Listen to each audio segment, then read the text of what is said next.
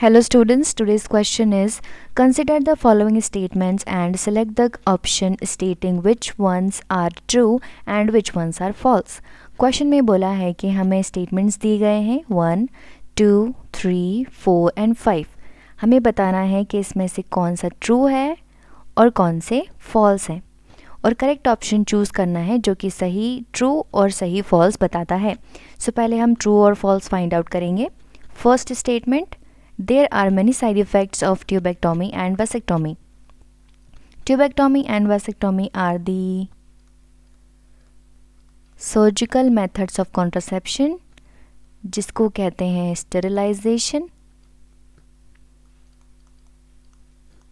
जिसमें जो gamete transfer करने वाली डक्ट है उसको कट करके टाई कर दिया जाता है. ये एक परमानेंट मेथड है टू स्टॉप द प्रेगनेंसी. इसके कोई भी साइड इफ़ेक्ट नहीं है. सो ये ऑप्शन फॉल्स हो जाएगा because of many side effect लिखा है यहाँ पे, इसीलिए.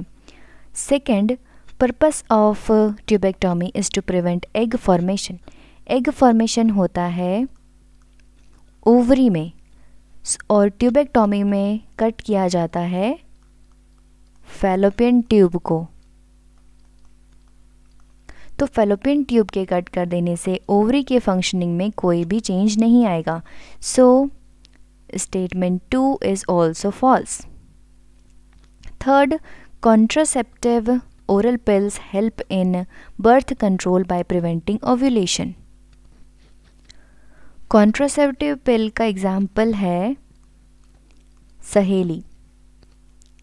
ये वंस इन अ वीक पिल है जो कि रेगुलेट करती है ओव्यूलेशन को. ओव्यूलेशन नहीं होने देती है जिससे कि ओवम रिलीज़ नहीं हो पाता है, जिसकी वजह से जब क्वेश्चन के दौरान स्पर्म रिलीज़ होता है इन द रिप्रोडक्टिव ट्रैक्ट तो उसको ओवम नहीं मिलता है for fertilisation.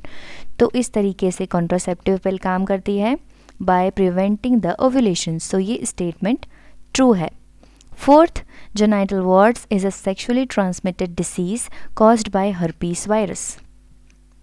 So genital warts हैं, ये कॉज होते हैं. जेनाइटल वार्ट एक सेक्सुअली ट्रांसमिटेड डिसीज़ है जो कॉज होती है ह्यूमन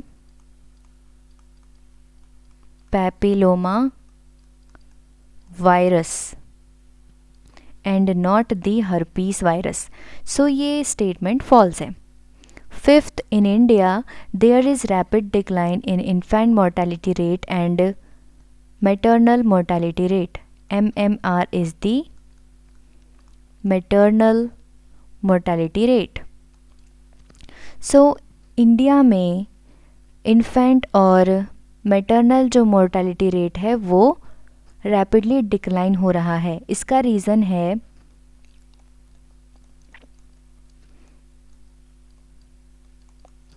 हेल्थ फैसिलिटी का बढ़ना,